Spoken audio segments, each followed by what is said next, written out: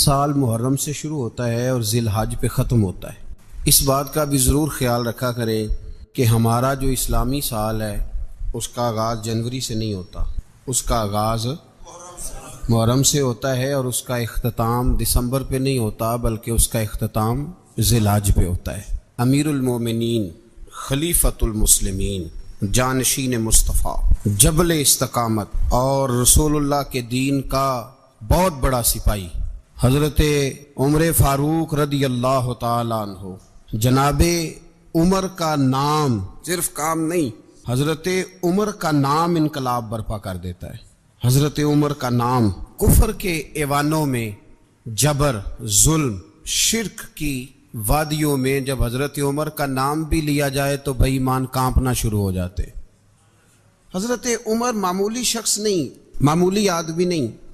کچھ لوگ صدیوں کے بعد پیدا ہوتے ہیں اور کچھ لوگ ایسے ہوتے ہیں جو ایک ہی بار پیدا ہوتے ہیں، ان جیسا دوسرا پیدا ہوتا ہی نہیں، دوسرا ان طرح کا پیدا ہوتا ہی۔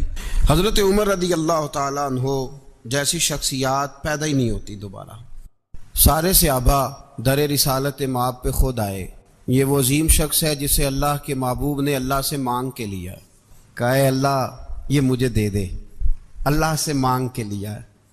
اس لیے صوفیاء کہتے ہیں کچھ مرید ہوتے ہیں کچھ مراد ہوتے ہیں، کچھ مرید ہوتے ہیں کچھ مراد ہوتے ہیں۔ مرید وہ ہوتا ہے جو چل کے آتا ہے، آ کے مرید ہوتا ہے۔ مراد وہ ہوتا ہے جسے کہا جاتا ہے کہ یہ کبھی میرا بن جائے نا، یہ کبھی آ جائے نا، میرا بن جائے، اس کو مراد کہتے ہیں۔ حضرت عمر مصطفیٰ کریم کی مراد ہیں، حضور کی مراد ہے۔ اللہم اعز الاسلام بے اسلام عمر ابن خطاب، اے اللہ اسلام کو عزت دے دے، میرے عمر کو کلمہ پڑھنے کی توفیق عطا فرما دے۔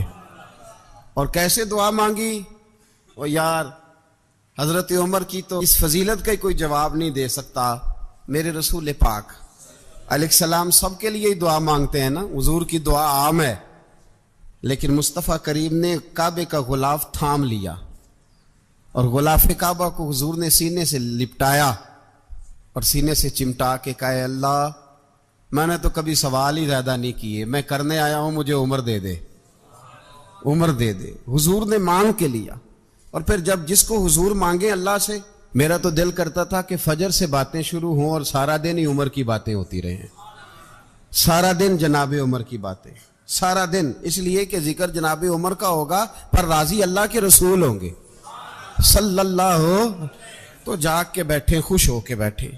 ہمارے ہاں منایا ہی نہیں جاتا، بابے اللہ کی تا ساؤن بھادروں اسو کتا تے منڈے جنوری فروری، تو اسلامی سال بھی گیا اور وہ تاریخیں بھی ساری گئیں۔ یکم محرم امت مسلمہ کے لیے بہت بڑا دن ہے، بہت بڑا دن۔ یہ شہادت ہے حضرت عمر فاروق کی رضی اللہ تعالی عنہ۔ یہاں چھوٹی چھوٹی باتوں پہ گورنمنٹ چھٹی کرتی پھرتی ہے، چھوٹی چھوٹی باتوں، الیکشن ہو گیا تو چھٹی، فلاں جگہ پہ تھوڑا سا کسی نے خبر دے دی کہ کوئی پریشانی ہے تو چھٹی، فلاں جگہ یہ ہو گیا تو چھٹی، یہاں تک کہ فلاں وزیر صاحب فلاں علاقے میں آئیں گے تو سارے علاقے کو چھٹی۔ اور اب تو اس سے بڑا حال ہونے لگا ہے، اگر جن لوگوں کی سندھ میں حکومت ہے ان کے لیڈر کا دن آیا تو اس دن چھٹی، اور جن کی پنجاب میں حکومت ہے ان کا دن آیا تو چھٹی۔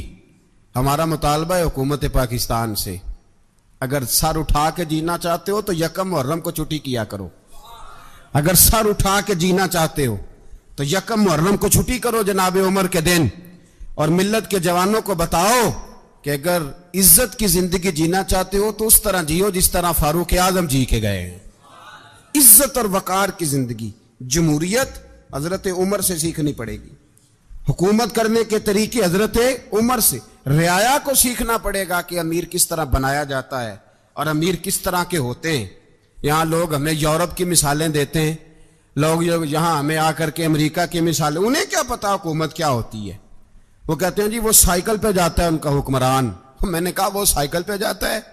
میرے عمر فاروق مدینے سے مکے گئے تھے تو پیدل ہی حج کرنے چلے گئے، پیدل ہی۔ اور جناب عمر فاروق رضی اللہ تعالیٰ عنہ عید کی نماز پڑھانے گئے، عید کی نماز عمر خطبہ عید دینے گئے۔ اور اس زمانے میں کون سا غریب ہے جو ننگے پاؤں جاتا ہو؟ کون سا غریب ہے جو مسجد ننگے پاؤں جاتا ہو؟ لوگوں نے تو 3 قسم کی چپلیں رکھی ہوئی ہیں، ایک مسجد جانے کی علیحدہ ہے، گھر پہننے کی علیحدہ ہے، شادی بیاہ پہ جانے کی چپل علیحدہ ہے۔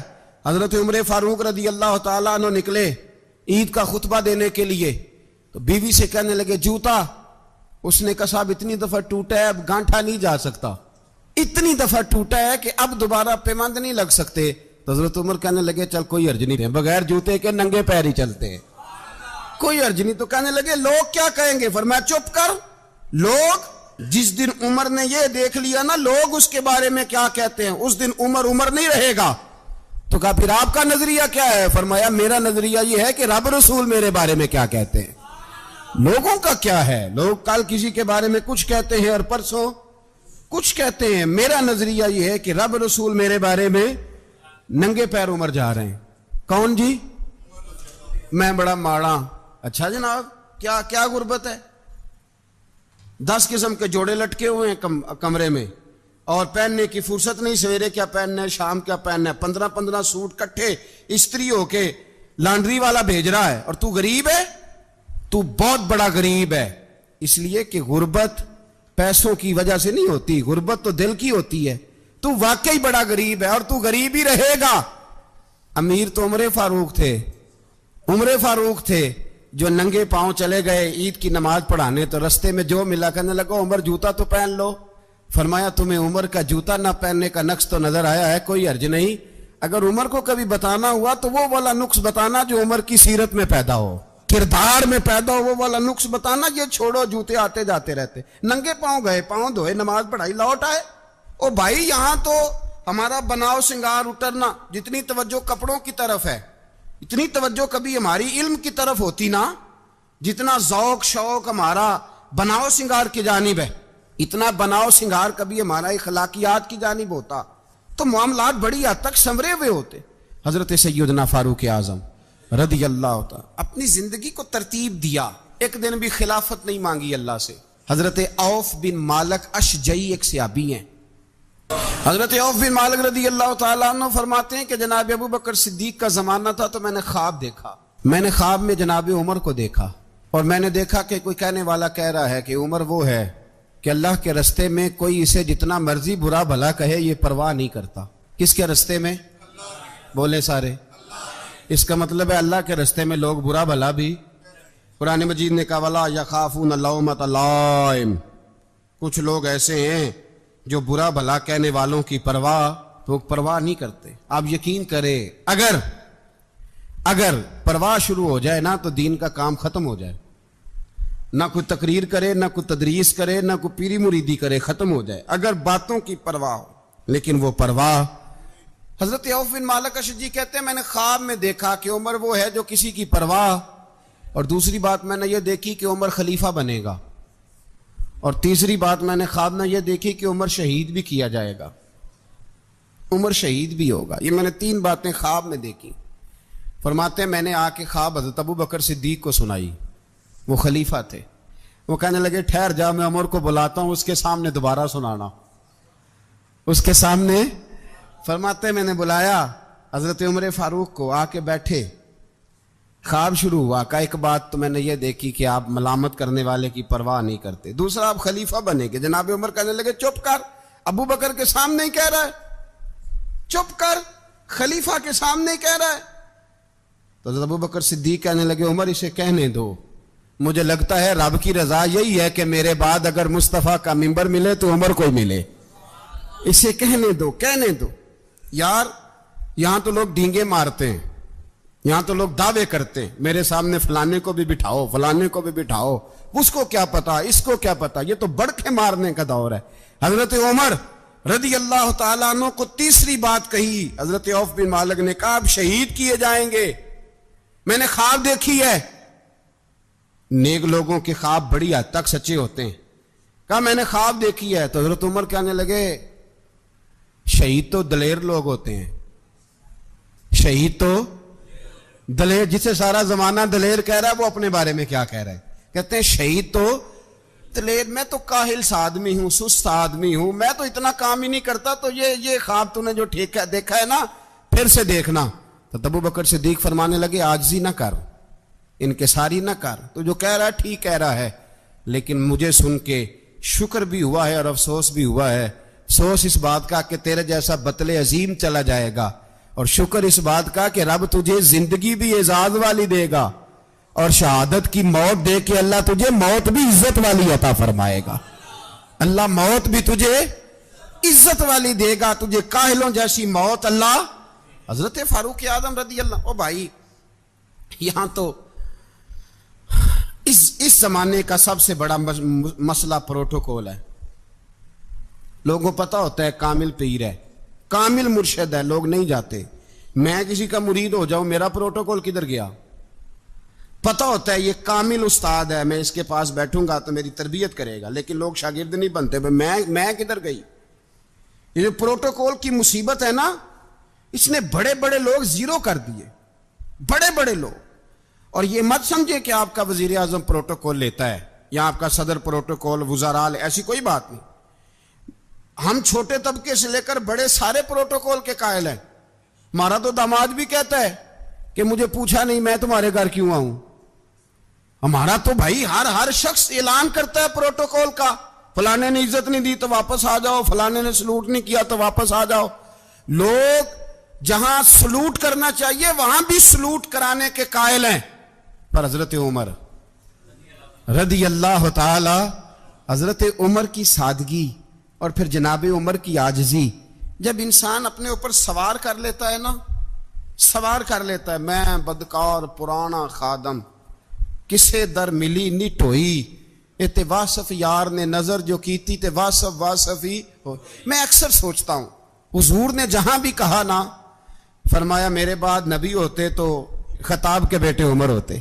حضور نے فرمایا عمر جس رستے سے جاتا ہے شیطان وہ رستہ بدل جاتا ہے. نبی پاک صلی اللہ علیہ وسلم نے فرمایا میرا عمر وہ ہے کہ اس کی زبان پر حق جاری ہے. حضور علیہ السلام نے فرمایا 950 سال حضرت جبریل میرے عمر کی شان بیان کریں تو ان کی عظمت ختم نہیں ہوتی. 950 سال جبریل عظمت بیان کرے تو ختم نہیں ہوتی. یہ بات ہے حضرت عمر کی. اور فرمایا عمر ابو بکر کی نیکیوں میں سے ایک نیکی ہے. یہ شان ہے اب عمر فاروق رضی اللہ تعالیٰ عنہ کی. حضور نے فرمایا میرے بعد نبی ہوتے تو عمر ہوتے. جس گلی سے عمر آئے شیطان رستہ بدل جائے. میرے عمر فاروق کی شان 950 سال بیان ہو تو ختم نہ ہو. عمر کی زبان پر اللہ حق بیان کرتا ہے، جو عمر کہتا ہے وہی رب کر دیتا ہے. حضور ساری زندگی فضیلتیں بیان کرتے رہے، عمر جواب میں کیا کہتے ہیں؟ کوئی بتائے نا کہ یہ والی حدیثیں کبھی عمر نے بھی روایت کی ہوں کہ حضور نے میرے بارے میں یہ کہا ہے. یہ روایتیں وہ روایت نہیں کرتے. ان سے جب لوگ کہتے عمر تیری بڑی بات ہے تو عمر رو پڑتے، کہتے میں تو اونٹ چرانے والے باپ کا بیٹا ہوں، میں تو اونٹ چرانے والے باپ کا بیٹا. اونٹ چرا، اس سے آگے عمر گئے ہی نہیں ساری زندگی، اس سے آگے لفظ ہی نہیں ادا کی. اور میں تو بھائی اونٹ چرانے والا، میرا باپ تو اونٹ چرایا کرتا تھا، 10 اونٹ تھے، میری ڈیوٹی ہوتی تھی، سنبھالے نہیں جاتے تھے، ابا ڈنڈوں سے مارتا تھا. ساری زندگی عمر حج کرنے گئے، ایک خشک تنا کھجور کا عمر فاروق رضی اللہ تعالیٰ عنہ نے اس کو اپنے کلاوے میں لیا، رونے لگے. لوگوں نے کہا عمر کیا ہوا؟ فرمانے لگے یہاں میں اونٹ چرایا کرتا تھا، یہاں میں اونٹ چراتا تھا، 10 اونٹ سنبھالے نہیں جاتے تھے. دیکھو رسول اللہ کی شان، آج ساری امت چلانے کا طریقہ عطا فرما دیا ہے. ساری نظریے سے پیار. یار پیسہ کس کو برا لگتا ہے؟ آپ جس آدمی کی 50 کروڑ کی پراپرٹی ہے اس کو پوچھیں سب سے غریب، آپ کو وہی نظر آئے گا. وہ کہے گا میں ٹائٹ ہوں. حالات بڑے، میں کئی باری پوچھے انہوں نے، میں کہے تو ترجمہ بھی 10 چھڑو کی، ہمیں تو سمجھ نہیں آتی. اور ٹائٹ حالات کون سے ہوتے ہیں جی؟ جس آدمی کا کروڑوں میں کاروبار ہے نا، اس کو آپ چھیڑے وہ رونے لگ جائے گا، رونے.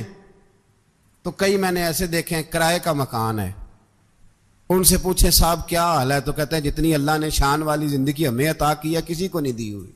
اس کا مطلب ہے خوشی بھی یہی ہے اور غم بھی یہی. اندر سے خوشی ہے، اندر سے ہی.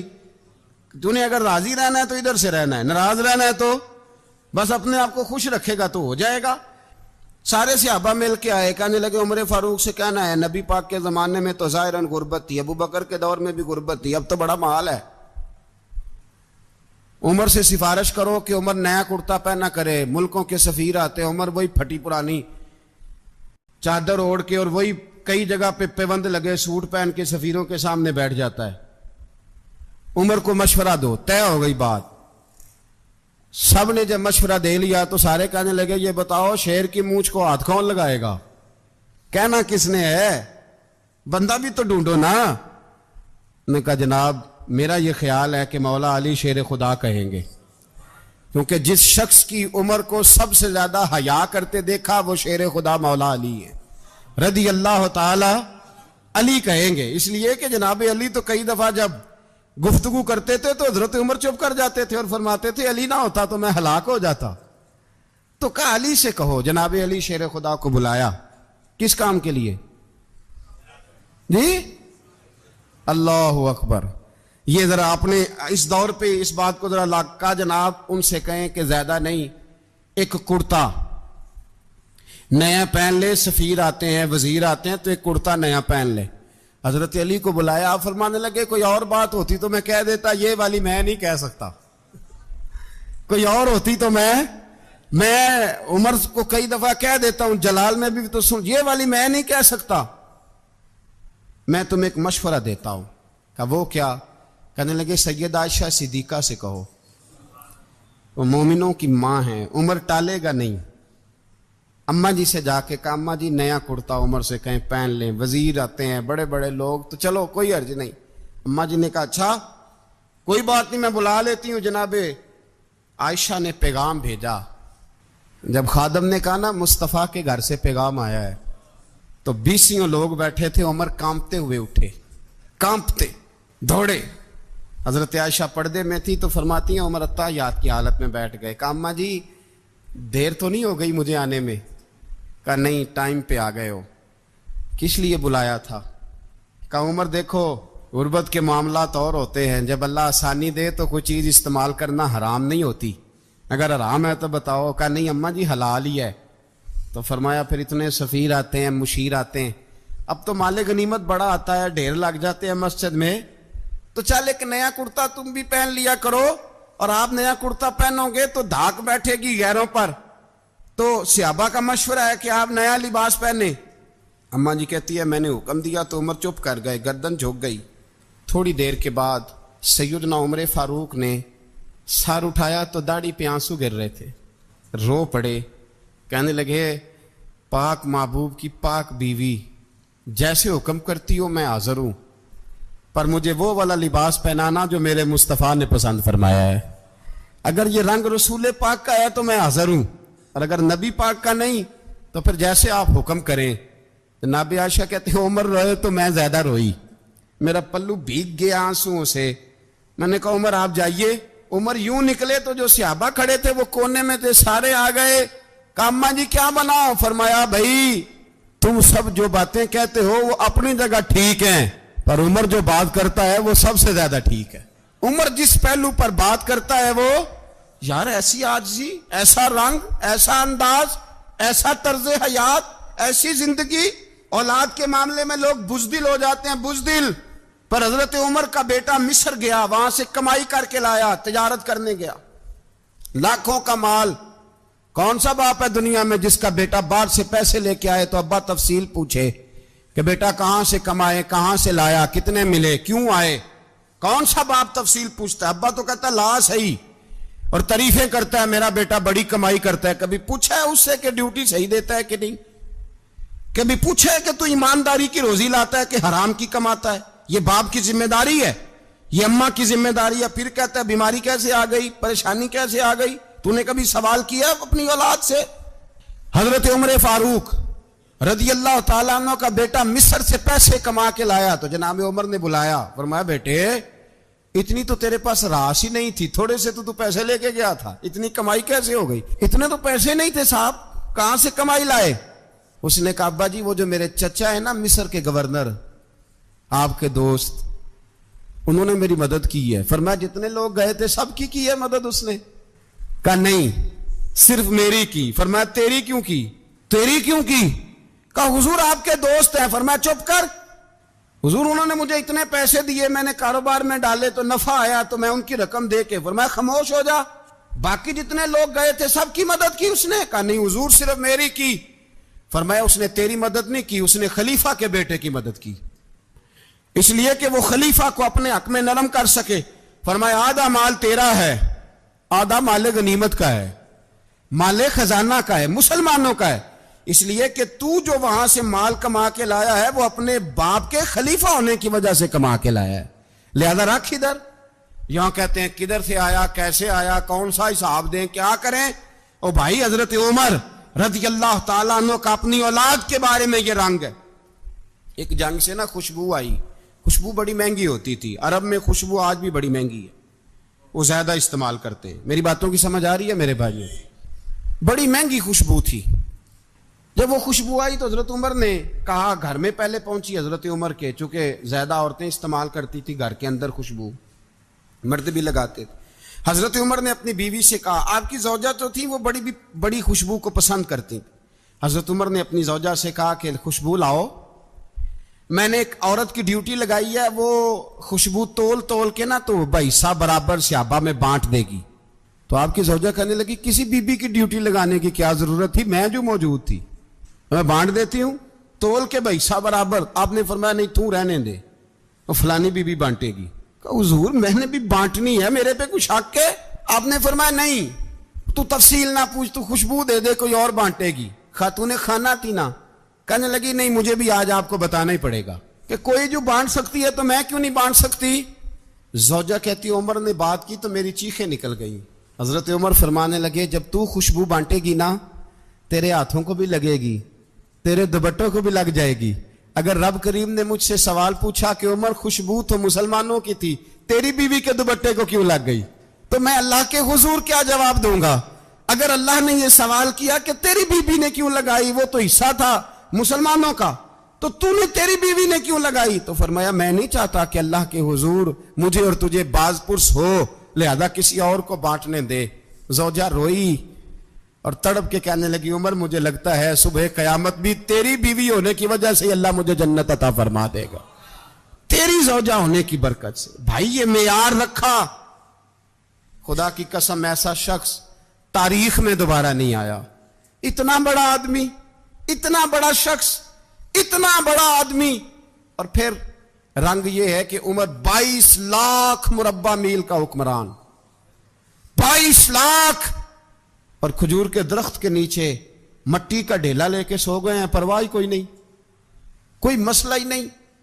2 غلام ساتھ بیٹھے، ایک روٹی حضرت عمر نے گھر سے منگوائی، تھوڑا سا سرکہ، تو غلام کہنے لگے ہم نے بھی کھانی ہے۔ فرمایا کوئی حرج نہیں، روٹی کو پیٹ بھر کے کھانا ضروری تو نہیں، 3 حصوں میں بانٹ لیتے ہیں۔ ایک آدمی آیا ہوا تھا مصر کا رہنے والا ملنے کے لیے، اس نے پوچھا عمر کدھر ہے، تو کہا وہ ادھر جاؤ مسجد میں بیٹھے ہوں گے، اور واپس آیا تو کہنے لگا وہاں تو 3 غلام بیٹھے ہیں، ایک روٹی بانٹ کے کھا رہے ہیں، لگتا ہے کئی دنوں سے روٹی نہیں ملی۔ کہا 3 غلام تو کوئی نہیں، وہاں 2 ہی تھے، تیسرے تو امیر المومنین تھے۔ اس نے کہا نہیں 3 غلام ہیں، کپڑے بھی ایک طرح کے پہنے ہوئے ہیں، بلکہ 2 کے تو پھر صحیح ہیں، تیسرے کے تو زیادہ ماڑے ہیں، کپڑے بھی ایک طرح کے، کھانا پینا بھی ایک طرح کا، اور ان کا نشست برخاست بھی ایک طرح کی ہے، لہذا کوئی فرق نہیں۔ حضرت ابو ہریرہ کہتے ہیں میں لے کے آیا، اور جناب عمر کو جب میں نے کچی زمین میں تامت سمیٹ بیٹھے دیکھا تو میں رو پڑا۔ میں نے اس مصر سے آنے والے کو کہا تو اس کے جلوے دیکھ، اگر اس کی ذات میں اتنا حسن ہے تو محمد عربی کا مقام کیا ہوگا؟ یہ مقام غور ہے، مقام غور۔ 10 محرم کو لوگ دیگے پکائیں گے نا، نہیں پکانی ہے، کوئی بول دے نہیں ہاں نہ نہیں کر دے، پروگرام بدلیا تو نہیں دی عید کی کہ وہی کام شروع ہوا ہے، لات ٹائٹ ہونے والا، کیوں جی پکنی ہے نا دیکھیں 10 محرم کو انشاءاللہ تعالی، ہم بھی پکائیں گے انشاءاللہ، یہاں بھی پروگرام ہوگا۔ تو 10 محرم کو جو دیگ پکنی ہے تو ایسا نہیں ہو سکتا کہ 1 محرم کو حضرت عمر کے نام کی بھی کوئی پک جائے۔ اگر امام حسن حسین کے نام کی دیگیں پکے تو جو امام حسن حسین کے سے پیار کرنے والے ہیں، جو امام حسن حسین سے، ہم لوگوں نے بھی عجیب رٹا اپنایا ہے نا، ہم لوگ بات کا ایک پہلو دیکھتے ہیں دوسرا نہیں دیکھتے۔ حضرت امام حسن اور حسین کو بھی نبی پاک نے شہید کہا، اور جناب عمر کو بھی رسول اللہ نے خود شہید فرمایا، فرمایا شہید ہے، خود فرمایا اپنی زبان سے کہ یہ شہید ہے، خود میرا عمر شہید ہے، تو ان کے نام کی دیگ نہیں پکنی چاہیے، اس طرف نہیں ہماری توجہ ہونی چاہیے۔ اور اہل بیت نبو، یہ بات میں پہلے بھی کرتا ہوں، آج پھر کرنا ضروری سمجھتا ہوں، اہل بیت کا پیار، سن لو کان کھول کے، اہل بیت کا پیار اگر ہمیں کسی نے سکھایا ہے تو سیدنا عمر فاروق نے سکھایا ہے۔ اہل بیت نبوت کی محبت اگر کسی نے سکھائی ہے تو کس نے سکھائی ہے؟ بول کے بتائیے، حضرت عمر نے۔ اہل بیت کا پیار ہمیں حضرت عمر نے بول کر کے سکھایا ہے۔ بھائی یاد رکھیں، کسی کی طاقت نہیں تھی دم مارنے کی حضرت عمر کے سامنے، طاقت ہی نہیں تھی۔ کیسر و کسرا کانپ جاتے تھے، جرت ہی نہیں کرتے تھے حضرت عمر۔ اور ہمارے تو تعلقات بڑے ہیں نا غیروں سے۔ حضرت ابو موسیٰ اشعری رضی اللہ تعالیٰ عنہ فرماتے ہیں میرا منشی عیسائی تھا، وہ کاتب کہتے تھے وہ لوگ، میرا حساب کتاب عیسائی تھا۔ تو فرماتے ہیں ایک دن میں نے وہ سارا حساب کتاب لین دین کے حضرت عمر کو دکھائے تو فرمانے لگے جس نے لکھے ہیں اس کو بلاؤ۔ کہنے لگے حضور مسجد نہیں آ سکتا۔ کیوں نہیں آ سکتا؟ کہنے لگے وہ عیسائی ہے۔ کہتے ہیں حضرت عمر جلال میں آ گئے۔ آپ فرمانے لگے جنہیں رب دور کرتا ہے تم کیوں قریب کرتے ہو؟ جنہیں اللہ دور کرتا ہے۔ فرمایا تم غیروں کو اگر عہدے دو گے تو اپنوں کا کیا بنے گا؟ اگر تم غیروں کو عہدے دو گے تو اپنوں کا۔ یہ سوچ ہے جو آج برما کے مسلمانوں کے لیے بھی ضروری ہے۔ کہا اگر تم غیروں کو عہدے دو گے تو اپنوں کا۔ ہم نے غیروں کو عہدے دیے تو دیکھا نا اپنے کس طرح کاٹے جا رہے ہیں۔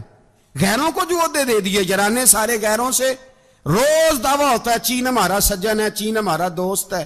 او بھائی دوست ہے تو اس سے کہو نا کہ برما تو تمہاری ایک چھوٹی سی ریاست ہے، چین کے بغیر تو وہ سانس بھی نہیں لے سکتا، اس کو کہو نا اس حکومت پہ دباؤ ڈالے۔ لیکن ہم لوگوں نے غیروں کو عہدے دیے تو اپنے پس گئے۔ حضرت عمر کہتے تھے ذمی کا ہم ادب کریں گے، ذمی کافر کا ہم، ایسا کافر جو مسلمان ریاست کو قبول کرے، بدامنی نہ پھیلائے۔ ایک آدمی کو آپ نے دیکھا آنکھوں سے نابینا ہے اور بھیک مانگ رہا ہے، تو حضرت عمر کو نظر آ گیا، فرمایا کون ہو؟ اس نے کہا میں یہودی ہوں۔ فرمایا بھیک کیوں مانگتے ہو؟ کہا جب تک تندرست تھا مسلمانوں کو جزیہ دیتا تھا، بوڑھا ہو گیا ہوں کیا کروں؟ حضرت عمر نے گھوڑے کی پشت پہ بٹھایا، کافر کو گھوڑے کی پشت پہ بٹھایا اور بٹھا کے مدینے لائے۔ حضرت علی شیر خدا وزیر خزانہ تھے، فرمایا علی اس کا وظیفہ جاری کرو۔ کہا یہ کون ہے؟ فرمایا یہ یہودی ہے لیکن یہ ہمیں جزیہ دیتا رہا، بوڑھا ہو گیا بیچارہ، بھیک مانگنے پہ مجبور ہے، ہماری حکومت کے اندر رہتا ہے، اس کا پورا وظیفہ جتنا خرچہ اتنا وظیفہ لگاؤ۔ حضرت علی کہتے ہیں میں وظیفہ لگا رہا تھا اور وہ میرے نبی کا کلمہ پڑھ رہا تھا، وہ رسول اللہ کا کلمہ پڑھ رہا تھا۔ یہ مزاج، یہ نہیں کہ کافر۔ حضرت عمر نے گورنروں کو خط لکھے تھے کہ زبردستی کسی کو مسلمان نہیں کرنا، جہاں ان کی عبادت گاہیں بنی ہو گرانی نہیں، کوئی مندر کوئی گرجا ضائع نہیں کرنا۔ اسلام سب کو جینے کا موقع دیتا ہے، پر بے ایمانو ظالموں بدذاتوں تمہیں یہ کہتا ہے کہ ہم تمہیں جینے کا موقع دیتے، تم بھی مسلمانوں کو جینے کا موقع دو۔ یہ جہاں بستے ہیں جہاں رہتے ہیں انہیں وہاں جینے کا موقع دو، انہیں بھی اللہ اکبر کہنے کا موقع دو، انہیں بھی قرآن پڑھنے کا موقع دو، انہیں بھی رسول اللہ پر درود پڑھنے کا موقع دو۔ ہمارے ملک میں عیسائی اپنی مرضی سے کھلے عام تبلیغ کرتے ہیں، یہاں تو چینل چلائے ہیں عیسائیوں نے۔ کسی مذہبی جماعت نے کبھی جلوس نکالا ہے کہ عیسائیوں کا چینل بند کرو؟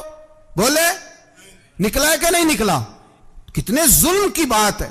ہم جب غیر کو اتنا تحفظ دیتے ہیں، اتنا تحفظ دیتے ہیں، ہم نے دیکھا ہے، مجھے بیسیوں لوگوں نے عید پہ ٹیلی فون کیے کہ عیسائیوں کو قربانی کا گوشت دے لیں، مجبور ہیں جی، دروازے پہ آ گئے ہیں، ہمارے کام کاج کرتے ہیں۔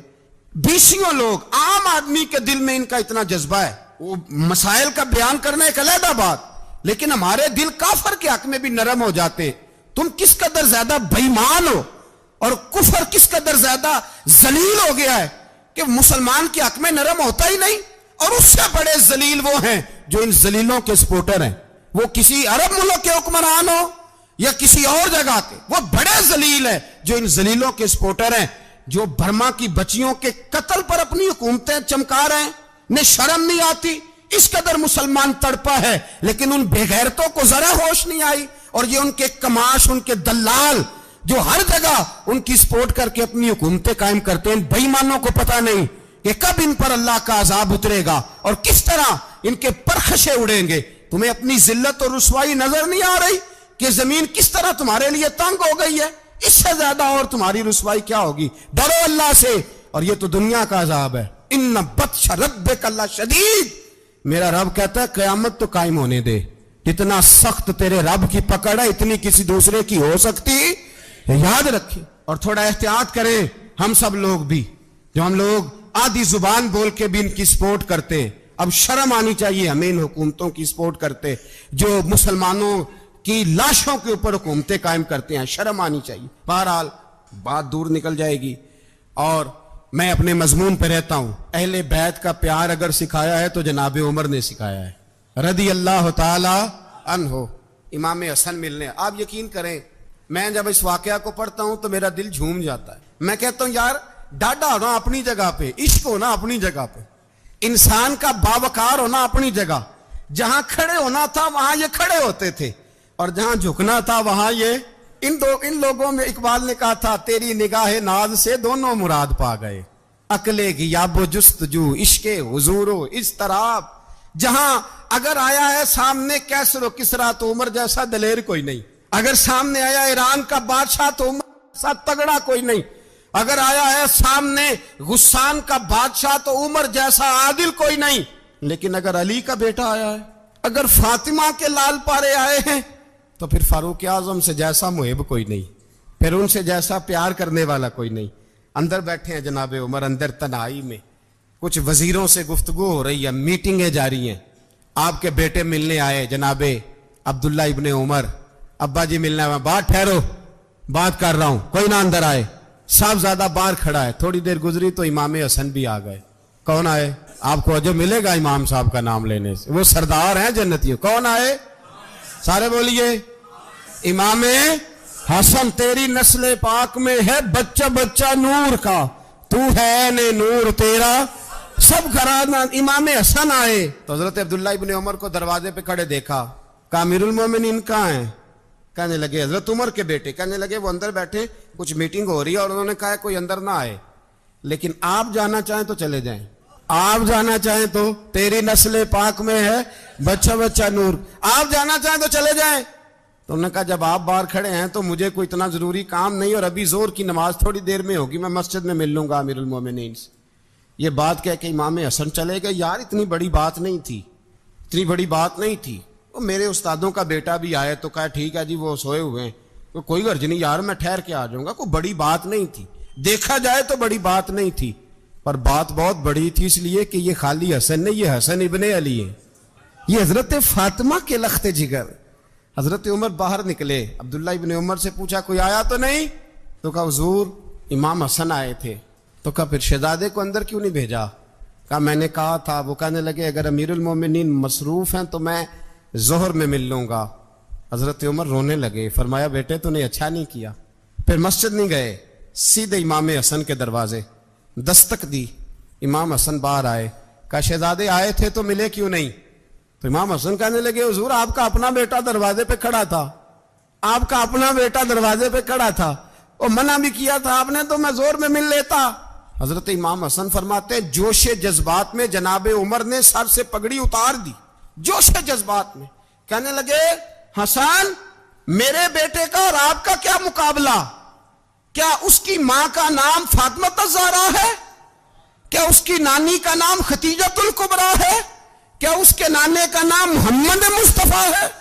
آپ کا اور اس کا کیا مقابلہ؟ پھر رو پڑے اور کہنے لگے بیٹے میں مکے کے صحراؤں میں اونٹ چرایا کرتا تھا, یہ جو میرے سر پر عزت کے بال ہیں یہ تیرے نانے کے اگائے ہوئے, میں مکے کے خبردار شہزادے خبردار. او بھائی اہل بیت نبوت کے ادب کا رنگ اگر سکھایا ہے تو سیدنا عمر نے سکھایا ہے. حضرت عمر فاروق اتھارٹی ہے, اسلام کی اتھارٹی. یکم محرم حضرت عمر کی شہادت ہے. یہودی بول اٹھا, کافر بول اٹھا, اگر 6 مہینے عمر دنیا میں اور رہتے تو دنیا میں کوئی کافر موجود نہ ہوتا. 6 مہینے. اور جب اس بطل جلیل کا جنازہ اٹھا, اللہ بخاری پڑھیے نا, اللہم ارزقنا شہادتا فی سبیلک, اللہ بسترے کی موت نہ دینا, شہادت کی دینا. عمر شہید ہوئے, مسجد نبی میں نماز پڑھاتے, اور جب جنازہ اٹھا تو مدینے کا پھر پیچھے جو دلیر بچے وہ مولا علی تھے.